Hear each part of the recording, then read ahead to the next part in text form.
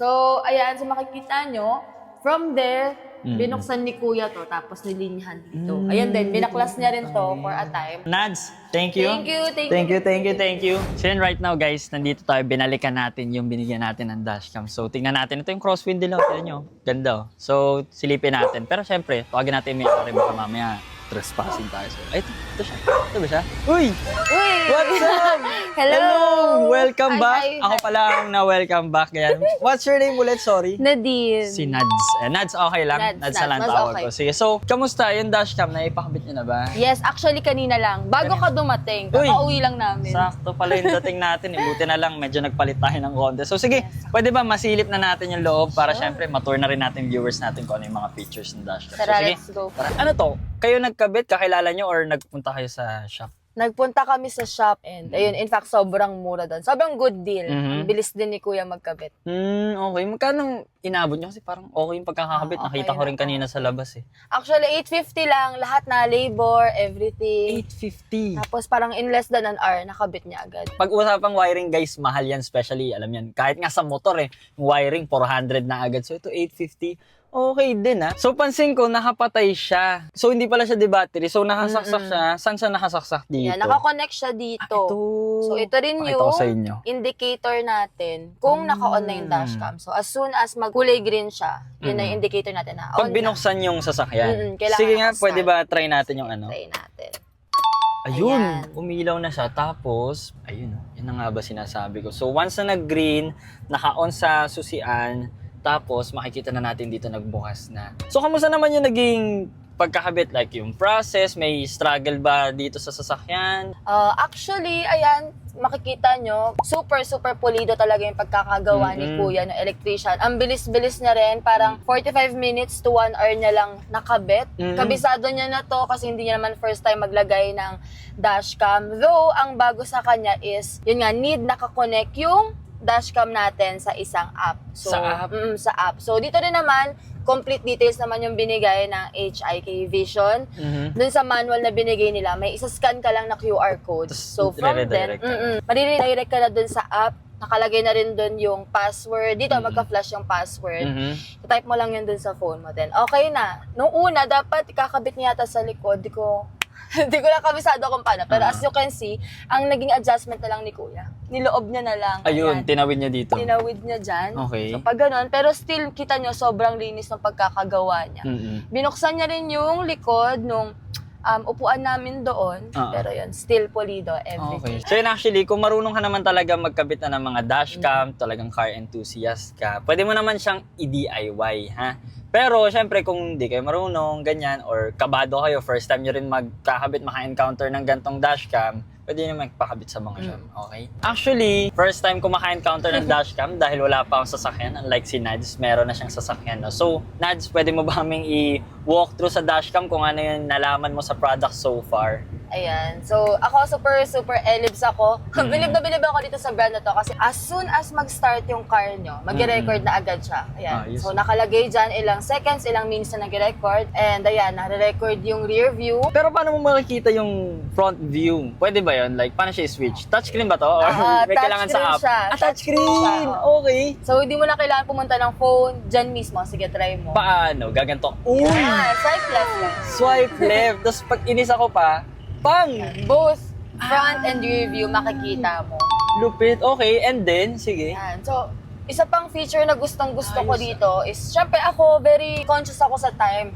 Pero ayoko na rin met tumingin sa orasan, sa relo ko. Dito pa lang, ayan o, may ganong feature siya. Bukod sa time, may date, may day rin. So, wow. di mo na to kailangan tumingin sa phone. Hindi siya nare-reset every time na patay mo, no? Hindi, automatic siya. You mentioned pala na pwede siyang ikabit sa, or i-connect sa app. Pwede mo ba kaming i-walk through sa app? Mapakita yung app. Sige. So, ayan, ito yung app. Actually, bago ko na-install yung app, like yung sinabi ko kanina, may manual na binigay si HIK Vision. So, pag open nyo ng box, kompleto na yan. Dun sa manual, makikita nyo, may step-by-step guide naman doon. And I see. as far as I remember, sa third step, nakalagay doon yung guide na scan yung QR. Pagka-scan mo ng QR, mariredirect ka sa app. Install mo lang, then, ayan na. Lalagay mo lang yung password. Yung password, mag-appear siya dito. I So, see. yung account details and all. To activate yung mismong app in connection dito sa dashcam, papalitan mo lang yung password. So, kailangan mo mag-set ng sarili mong password. Yung then default activate. password. Oo. So, yun, medyo hindi ko pa gamay talaga Oo. ito. Pero yun, can you walk me through? Ikaw naman ko. Sige. Actually, medyo familiar naman ako nung nakita ko yung app. Para lang siyang mga app ng CCTV. No? So, dito mo makikita yan, I think, sa playback. Click natin, ha. Ayun, nandun nga. Wait mo lang siya mag-load, tapos makikita mo na yung mga past recordings mo. Ayan, so right now, kita nyo nagpe-playback na yung recording. May audio rin siya, tapat ko sa mic.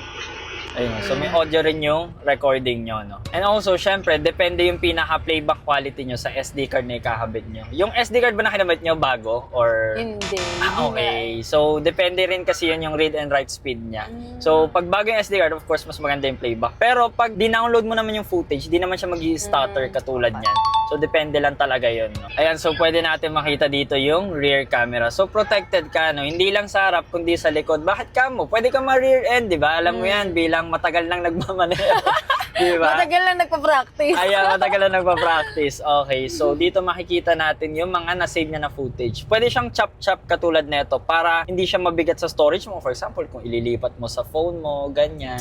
Ayun, gustong-gusto ko rin. Ayan, as you can see, sobrang linaw nung camera. Makikita mo kung sino yung mga nasa harap mo. Yeah. Lalo na pag yun nga, pag madilim, pag night, very, very helpful siya sa Yes.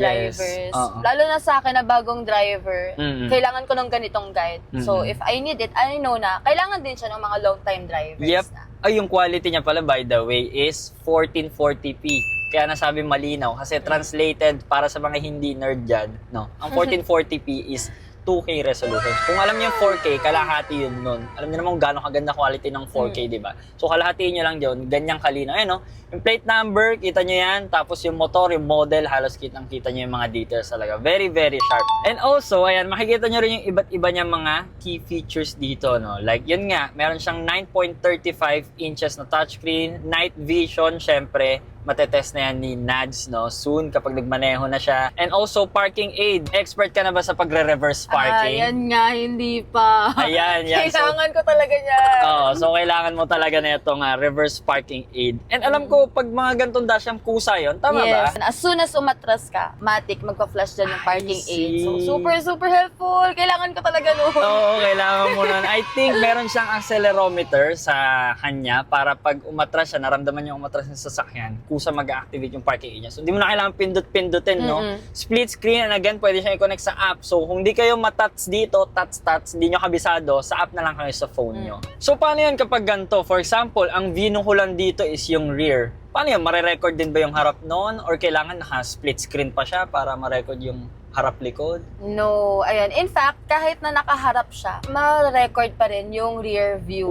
So, hindi kailangan naka-split screen ka lagi. Like, ayan, kasi masyado siyang maliit for your view. Okay lang na default yung gusto mong i-view yung likod lang. Kasi, rest assured na ma-record pa rin yung nasa harap. I see. Tapos kita ko dito, meron din siyang collision recording. Ito yung, gaya nga nasabi ko, feeling ko may accelerometer to sa loob, no? Yun yung nagde-detect ng movement ng sasakyan. So, ibig sabihin, collision. For example, may bumangga sa'yo sa likod, may bumangga sa gilid, at na-detect niya yon, automatic niyang i-freeze yung footage, ilalak niya para hindi yun matamper ng mga, for example, authority. O, delete mo yan. Iwas kamote tayo, iwas mga buhaya tayo dito, no? Ano tong plus tsaka minus? Ano to? Parang zoom ba yan? Zoom. Hindi, rather, brightness siya. So, pwede mong i-adjust yung brightness. Ayun, for a while. pinipindot. Ayan, ito pala, yung minus sign and plus sign. Pwede mo rin i-increase yung brightness. O kasi pag gabi, like, madilim na yung harap mo, tapos itong liwanag, baka ma-distract ka, di ba? So, pwede pala Pwede yun. mo rin i-adjust yung angle ng camera mo.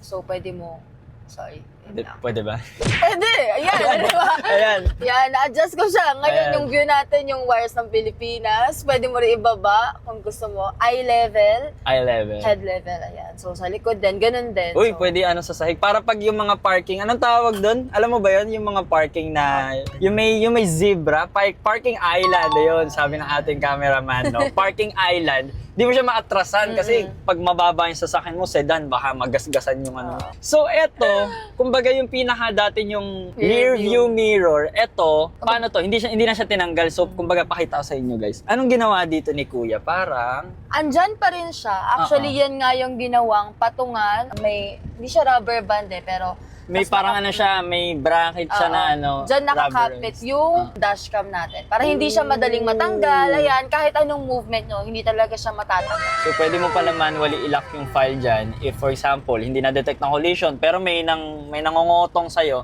i-lock mo yan, okay? Para hindi siya matamper.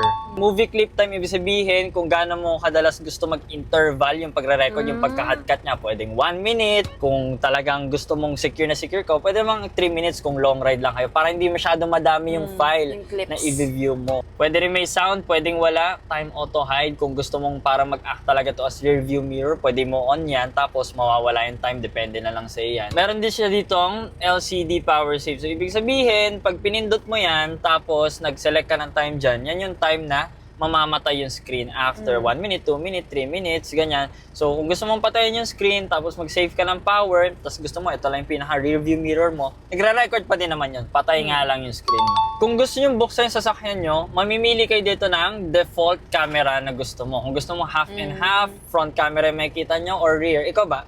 Anong gusto mo, Nads? Ako, ang preferred ko talaga yung rear, of course. Yung para rear. kita ko. Kasi kita ko na yung harap eh. I see. So, yung Oo likod. nga, no? So, yan, na-discover na namin. Meron pala ditong, ayan, reversing line. So, ano ba ibig sabihin niya mga linya niya? Kasi, pambira, walang reversing line sa motor. So, pwede mo ba ituro as a car owner? Yan. So, itong reversing lines, yan yung guide natin when parking. So, as yun, kagaya ng sinabi ko kanina, as soon as umatras ka, mag-reverse ka, magka-flash na tong parking aid natin. So, makikita nyo may tatlong colors. Yung green, indicator yon na may good distance ka pa. So, okay lang na umatras ka pa kasi malawak pa, maganda pa yung space allotted for you. Yellow, very same lang like sa traffic lights natin. Prepare or to stop. Oo, prepare to stop kasi nga, onti na lang yung distance. So, you better check if okay pa ba talaga yung distansya mo or malapit ka na. And then, obviously, yung red, it means hard stop. So, either super lapit mo na or malalaglag Sasayad ka na talaga. Sasayad ka, malalaglag yung gulong mo or ano man. So, I see. ayun. O pwede mo rin naman i-correlate sa ibang mga mirror since meron ka pa dito kung May guide ka talagang pa rin malapit naman. na talaga. So since nakita natin yung front cam, no, pwede ba makita natin yung rear cam? I-tour mo rin kami sa mga wiring, no, para Of mapakita mo sa course. pinadaan. So tara, Sige, okay, pwede mo na let's go, patayin let's go, para let's ano, go. di sayang sa gas. Nako. So, ayan, so makikita nyo, from there, binuksan ni Kuya to, tapos nilinyahan dito. Ayan din, binaklas niya rin to for a time. Basically, lahat ng... Yung sa gilid? Oo, lahat ng gilid binuksan niya. Even ito, binaklas niya rin yung upuan. Okay. Binuksan niya, then binaklas niya rin yun. Kasi nga, doon natin i-connect yung rear view camera. Pwede ba natin makita? Of course, sige, let's see. Binuksan to, ito binaklas to. Tapos binaklas to, dyan kinonect yung wire hanggang sa makonect din siya Ito dito. siya, ito guys. Ito yung bago, pakita ko sa inyo. Ito. Yan. Ito yung wiring niya. Ayun, naka-cable tie pa. Buti, malinis magano ha. Nilagyan ng cable tie ha. Super. Ang bilis pa ni Kuya. I see. And then, from then on, nung nakaset na yung wirings natin, tsaka niya, in-install yung mismong camera. Ayun, yung mismong camera. Sige, Kita nyo, pakita natin. Drinil din niya ni Kuya. Drinil. Binarena ni Kuya. Binarena. Ayan. Ayun. So, Nads, are you happy naman ba sa aking munting handog? Grabe. Super happy, super grateful to Poy TV for Yes, sir. ayun nga, choosing me to use this dashcam. Kagaya nung sinabi ko before, talaga naghahanap ako ng dashcam. And personally, honestly, wala akong masyadong knowledge sa car accessories. Yeah. So grateful na ito yung natapat sa akin. Una content creator. So thank you, Poy. And kayo rin, guys, if you're looking for trusted na content creator when it comes to motor parts, car parts, follow nyo si Poy kasi marami kayong makikitang tips sa kanya. Hindi lang paano bumili ng mga magagandang accessories, pero paano alagaan talaga yung mga motor niya. So, lalo sa mga motorista dyan. So yun, syempre gusto ko rin magpasalamat kay Nads for allowing me dito sa kanilang crosswind. No? Syempre, pambira, wala tayong sasakyan eh. Paano natin kakabit yun doon sa Honda Beat natin? Eh, naging side mirror yan, di ba? So, thank you Nads sa pag-allow sa akin na i-promote tong product na to. Actually, maganda din talaga siya, no? Pag nagkasasakyan tayo, soon pa yun, no? Soon. Bibili na ako ng dashcam. And kung gusto nyo bumili, nandyan lang yan sa Yellow Basket. So ano pang inaantay nyo? No? Tinuturo na namin. No? I-check out nyo na yan. So yun lang. Hanggang dito na itong video na to, Nads. Thank you. Thank you. Hanggang dito na lang tayo guys. And as always, ride safe. Ride safe! Let's go!